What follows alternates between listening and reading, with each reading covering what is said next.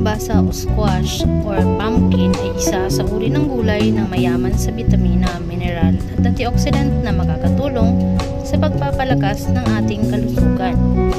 Narito ang ilan sa mga benepisyo ng kalabasa para sa ating katawan. Nakapagpababa ng blood pressure, electrolyte na tumutulong sa pagbabalanse ng fluid at sodium level sa ating dugo. Ang mataas na potassium intake ay maaaring makakaiwas sa hypertension at stroke.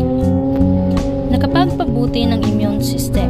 Ang kalabasa ay may mataas na vitamin A content na isang antioxidant na mahalaga sa pagpapanatili ng ating resistensya laban sa mga infeksyon at sakit. Ang vitamin A ay nakakatulong din sa pagprotekta ng ating mata at mucous membranes. Nakapagpapayat yung manong kalabasa dahil ito ay mababa sa calories, carbohydrates at fats, ngunit mataas sa fiber na nakakabusog at nakapagpahina ng pagdami ng blood sugar levels. Ang fiber na makakatulong din sa paglinis ng ating bituka at pagtanggal ng mga toxins.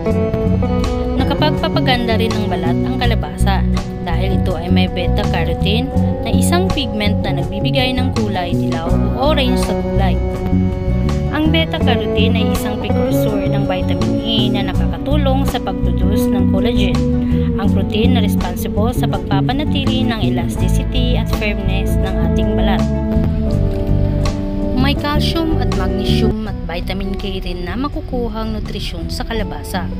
Ito ay kailangan sa pagbuo ng pagpapanatili ng matibay na buto. Ang calcium ay nakakatulong din sa pagpigil sa osteoporosis, ang kondisyon kung saan ang buto ay nagiging brittle at madaling mabali.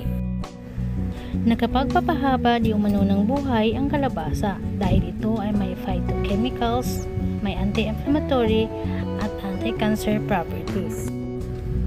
Ang phytochemicals ay nakapagpababa ng oxidative stress, ang proseso kung saan ang mga free radicals ay sumisira sa ating mga cells at DNA. Nakapagpapataas ng mood.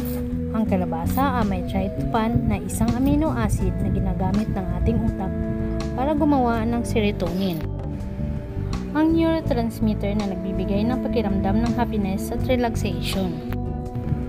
At ang serotonin naman ay nakakaapekto din sa ating sleep cycle, appetite, memory at learning.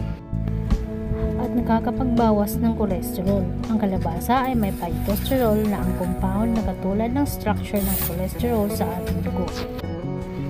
At kung may natutunan ka sa ating content na ito, ay huwag kalimutang mag-subscribe at i-hit ang notification bell para lagi kayong updated kapag may bago tayong